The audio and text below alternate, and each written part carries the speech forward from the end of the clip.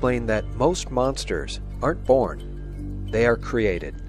And in this video, I'm going to show you some of those monsters. Here's one.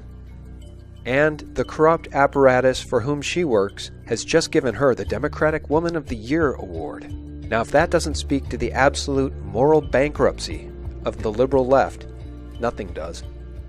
Hillary Clinton won the Democratic Woman of the Year award Thursday, and she brought her admiring audience of fallow imps at the Women's National Democratic Club to tears. Now, you really can't make this up, and the Daily Caller says award presenter Nucci Courier could barely contain her emotion when she remembered the last presidential election produced a result that was very different from what had been anticipated. Especially, Daily Caller notes, after Clinton secured the nomination through a rigged process. Which is why this other monster, Debby Wasserman Schultz, had to step down as DNC chair. And who are some of the other DNC liberal left monsters? Well, there's this one, John Podesta, who Andrew Breitbart described as a world-class underage sex slave op cover-upper. And this monster, people are smarter than we give them credit for. Tony Podesta, who has just had to step down from the powerful Podesta lobbying group in Washington, D.C. because Tony Podesta had Uranium One as a client. And don't forget about this monster, Huma Abedin, who, according to Anon, may be indicted on November 6th. Our fingers are crossed. And of course, her husband, a monster, Anthony Weiner, who is said to have 650,000 emails between Huma Abedin and Hillary Clinton, which, according to former Navy SEAL Eric Prince, the founder of Blackwater, when the NYPD first got Weiner's computer, they discovered how horrific the material within it was, and they kept a copy of everything, and they passed on a copy to the FBI, trying to prompt Comey to reopen the investigation. Now again, as the mainstream media continues to cover for their Rothschild puppet, Hillary Clinton, they continue to malign any thought that Pizzagate is real and that there could be a problem with child sex trafficking in Washington, D.C. that includes politicians and powerful people. However, according to Eric Prince, in the 650,000 Anthony Weiner emails are indications of money laundering, underage sex, pay for play, and of course, plenty of proof of inappropriate handling of classified information. And according to True Pundit's Thomas Paine, in this interview with Crowdsource The Truth, Anthony Weiner's hard drive contained at least one very compromising video of the monstrous Hillary Clinton. I think that Hillary is going to shut up on a lot of this stuff because people know what was on that server that nobody wants to talk about, and there were some videos on there, compromising videos of Hillary, and that's all I'm going to say. We're going to cut it off right there. And if you think the FBI is going to release that video to the public, then you don't understand the deep state. And still, this monster, we came, we saw, he died, is awarded with Democratic Woman of the Year by a morally, fundamentally, 100% bankrupt apparatus that worships at the altar of this New World Order demon. And even as the mainstream media tries to dismiss any allegations that child sex trafficking is a problem in Washington, D.C., on Wall Street, and among powerful circles of the elite, eventually a name stuck, Pizzagate. There's this monster, Howie Rubin, a former portfolio manager for an investment fund founded by George Soros, who sexually abused women at a Manhattan penthouse dungeon, according to a $27 million Brooklyn federal suit. Rubin, 62, whose high-stakes dealing was featured in the best-selling books Liar's Poker and The Big Short, rented the lavish Metropolitan Tower Pad in Midtown to indulge in brutal sex with women whom he paid $2,000 and $5,000 per session. And I just want to read this quote to you to understand that Pizzagate, which is the problem of pedophilia and child trafficking, is very real. One of Rubin's accusers said that during her abuse, he said, and I quote, "I'm going to rape you like I rape my daughter." And the next time the mainstream media tries to lie to you and tell you that Pizzagate is nothing more than the rantings of internet lunatics, this is how conspiracy theories are threaded together, lie by lie. You'll want to recall this. Rubin, who collaborated with 2 female fixers and a lawyer, had the women sign non-disclosure agreements. The trio sought to, quote, cover up Rubin's sexual misconduct and criminal abuse of women and to serve as a cover for his wide-ranging human trafficking scheme. So when you think about the monsters that have been created, many of whom roam the highest echelons of power, you'll want to remember the faces. It's a dirty, dirty game that the New World Order is playing.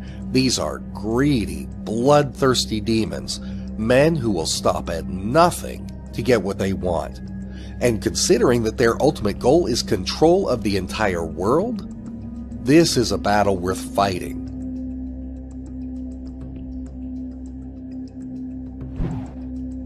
We all became cops. We all joined law enforcement to do good and to do right. And I think that's what everybody in this city, that's what everybody in this state, that's what everybody in this nation needs to understand. We did this because we want to do good. Nobody on this job is ever going to get rich. And we do it because we love what we do and we love the people of this great nation. That's James O'Neill, who took the helm of the NYPD in September of last year. It's the largest police department in the nation by far, with more than 50,000 paid employees and roughly 36,000 sworn officers, and an annual budget of $5 billion. O'Neill started as a transit cop 34 years ago and rose through the ranks to become chief of department. And one day after he was sworn in as commissioner, a terrorist set off a bomb in Chelsea, wounding dozens. And on Halloween, a vehicle attack on the West Side Highway killed 8. And Monday, a self-proclaimed ISIS sympathizer tried to kill himself and others near Times Square with a pipe bomb. So what dangers do we face next? Joining us now, the commissioner of the NYPD, Jimmy O'Neill. Thank you so much for being here, sir. Hi, Rick. Glad to be here. So I don't want to call it a trend, but twice in 6 weeks, 2 terror attacks. Where is this going? Listen, we all have to pay attention in this city and in the nation to what's going on. This past Monday, make no mistake about it, it was a terror attack. But we are in New York City is lucky to have the people that they have involved in protecting this great city. And it's not just the NYPD. It's the FBI. It's the Joint Terrorist Task Force. It's the state troopers. It's the Port Authority Police. The actions taken by the Port Authority Police on Monday were absolutely, truly heroic. The 4 or 5 cops that approached that bomber when he was still down, I'll tell you, it takes a tremendous amount of courage, and I congratulate them for that, and I thank them for that. But we got lucky because the suspect, the Qayyadullah, didn't make a very good bomb. What about the next time? No, he didn't, but we do have the ability to investigate. And again, with the Joint Terrorist Task Force, we have about 100 detectives working with Bill Sweeney's people. He's the assistant director in charge. Our ability to investigate any threat, and we constantly monitor the threat stream. That's what we do. And any threat that's not investigated by the Joint Terrorist Task Force is investigated by Tom Galati's people in the Intelligence Bureau. I know that the FBI has about 1,000 people on a watch list. They're watching them. Do you have a similar list? Are you watching people right now? The information we share with the FBI is absolutely seamless, and it hasn't always been that way. And New York City is lucky to have that relationship because we don't miss much. The amount of work that goes into this, the commitment by the FBI, the commitment by our detectives, this is something we do 24 hours a day, 7 days a week. I don't know how you do it. And I know what I thought when I got the phone call that there was a terror attack in that pedestrian walkway below the Port Authority. What did you think when you got the call? I was at work. There was one of the guys that I work with every day was on the phone, and I just come into the office and I saw a look on his face, and I knew it was something real. We went out there immediately. John Miller was there. Tom Galati was there. And we understood the situation. But what were you thinking? What does the commissioner of the NYPD think when he gets that horrible phone call? What I'm thinking is, all right, so now we have to take some affirmative steps here to keep everybody in this city safe. So I immediately reached out to John Miller, to Jim Waters, to the Chief of Patrol, Terry Monahan, to Joe Fox, our Chief of Transit. And we had to make sure that we immediately started looking for secondary devices. Yeah. 2 weeks from now, New Year's Eve. Always a big security concern. Bigger this year, I would imagine, because of recent events. Yeah, absolutely. And this is, I used to love 3 or 4 days out of the year. I used to love 4th of July. I used to love Thanksgiving. I used to love New Year's Eve. I still like them, but I want to get through them. But I know the commitment of there's going to be thousands of NYPD officers, not just in Times Square, but all around the city. And the work doesn't start that afternoon. We've been working on this since January 2nd of 2017. Are you more worried this year than years past? Of course I'm concerned, because we have to pay attention to what goes on, not just in the city, but we have to go pay attention to what goes on around the world.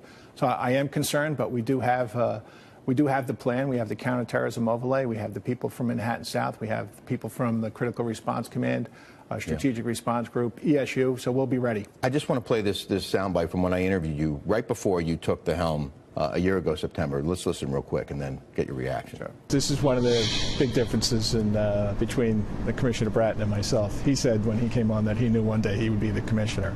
And when I came on in January 5th, 1983, did I ever think that I'd rise to this level? Absolutely not. You look younger there. It's been 15 months since I took the job on September 16th. But, it's been a great 15 months. I get to see the great work that gets done by the courageous men and women of the NYPD each and every day, and I get to interact with the 8.6 million people of this great city. Well, you have a terrific responsibility, and we appreciate you handling it. I have the best job in the world, Rick. Well, then I have the second best. Okay. Thank you, Commissioner, very much for being with us tonight. Thanks, Rick. Thanks for having me here.